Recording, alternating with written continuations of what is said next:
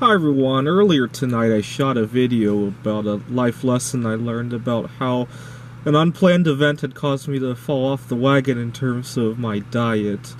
But it was a very quick nugget and I didn't feel I had enough information in there on my ongoing life situation because I wanted to just give the overview of the lesson. So this one's going to be a little bit more detailed than what I had just recorded. So I'm recording this in early summer of 2018, and I have been writing computer games for 7 years, and every year there's a conference. It's held in different places around the world each year, and this year it's going to be held in Taiwan, and I'm excited because I like Asian girls. The conferences used to be held in Amsterdam. It was held there 3 years in a row. They're just not known for hot girls, for me at least. Taiwan is, I get along with Taiwanese girls a whole lot better. So I've been really trying to focus on my appearance in the months leading up to going to Taiwan. I've been actually focusing more on my appearance than on the computer games as of lately. You know, I'm starting to not care so much about winning so many medals at the game tournament. I want to socialize this time. I've won enough medals, and I think this will be a good chance to socialize. And one of the first problems I realized I had to take care of more than anything else was my facial acne. I don't know if you can go back to my videos a month or two ago. It was worse than it is right now. The other thing was I was lacking energy all the time. Because a couple months ago I was much more crazy about my computer games, and I was much more busy at work as well. And it really showed that I didn't have energy. And I also had a little bit of turbulence with a relationship with a girl, and it kind of showed. Hold on, let me check if I'm still recording, because my camera's kind of flaky. Okay. It showed. And I was working all this out, and I decided I need to do an intermittent fast from time to time. And I came up with a plan, because the place I'm working at, we deal with clients. It's kind of good etiquette to not eat there anyway. I don't know if it's a rule, but it's good etiquette anyway. And then sometimes after work, I would go tutor a kid, and I gotta drive there. Can't really eat while you're driving anyway, and I can't really eat while I'm tutoring him anyway. So I decided to center my fast around the days that I had to tutor him, because I would have that 6 to 8 hours of work, and then followed by going there, and then it might be a half-hour drive, and then I might tutor him for 2 hours, and then drive home, and then go to sleep. And that's a good 18 hours under my belt there. And then if I can stretch it out a few more hours until I get to my next shift, that could be an easy 36-hour fast without that much effort. And I decided to do that. And I decided to think about what would happen if various contingencies came up.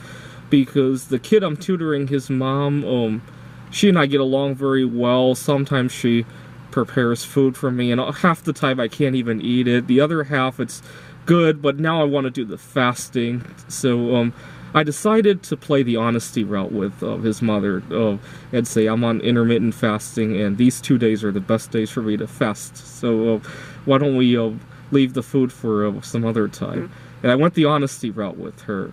And for my job, I think I went more or less the honesty route as well. And then I have to worry about what happens when I go see various friends. Well, the friends already know that I'm on restricted diet. Now I have to bring up fasting when it comes up. For my friends, I usually just use the delaying tactic. If they want to meet and it's the day of the 2 days that are best suited for my fasting, I just use the delaying tactic and say, well, we can meet this other time. And then there's some celestial events that are coming up these few months. So first, I was viewing Jupiter in opposition on May 8th earlier this year, and then Saturn's going to be in opposition on June 27th. I'm kind of like Voyager now, going to Jupiter and then Saturn. And I decided that I could center some of the fasts around those events as well, because I'll be so fixated on Jupiter and Saturn that I could push aside the food for a minute. And so that was that. The other thing that I realize is that my body deals with saturated fats a whole lot better. And I really should be eating more iodine as well. This is just from lab tests that I've done with the naturopathic doctor that I'm seeing. Anyways, I'm living in my car, and even though I can cook in my car, I prefer not to be cooking seaweed or fish in the car because it really stinks up the car. And sometimes my coworker and I, we have to carpool. Sometimes I have to pick up a date, and it's not very easy to transition from a car that I'm cooking in to a business car very quickly, even if I leave the windows open. So I don't like to cook fish in here unless I know I have a good 2 or 3 days without needing to use the car for anything else. And so I had gone to this Asian food market, and they have this snack, the seaweed snack that is fried in palm oil, and my body deals with that very well in terms of the acne, at least. I mean, it's very high in saturated fats, but at least it doesn't cause me to break out. And I've been kind of living on that, not living on it, but I've been eating a lot of it recently. And then 3 days ago they ran out because probably not too many people buy that stuff, and I was buying it a dozen packs at a time. I was like an addict. And I asked the store manager, and he's like, "Oh, it might be a month before we get that." And then I got really depressed, and I kind of relapsed into my old eating ways, and I missed my fast this week, and it just made me realize that when you prepare for 10 things, the 11th thing that you didn't prepare for is going to come up. But the good news is that next time you'll have 11 to prepare for. You know, it's kind of like the saying that success is falling 7 times and rising 8 times. So that's what I'm feeling right now.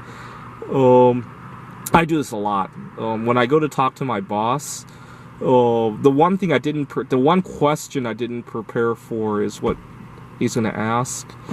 And I actually just had a tense situation with my boss. She had accused me of something that wasn't exactly true, and it was in a text message as well, which is really annoying because on the phone that I'm using, it's not very easy to text. You know, I'm not very fluent with the buttons, and as I'm figuring out how to handle these accusations, they weren't very major accusations. They were just like, "Why'd you do this way, you know, instead of this way?" As I'm trying to figure out how to answer that, I got to figure out how to type in the text as well. And I could have called her, I guess, but you know, coming up with, you know, talking on the phone is also tricky for me because I have to come up with the right things to say immediately. You know, with a text, I could hit delete. You know, with YouTube videos, if I mess up, I sometimes re-record. You know, this is my 3rd take on this video, by the way. So text messages can be beneficial in that regard. So it was anyways, prepare, but learn what you didn't prepare and prepare next time as well. Thanks for watching.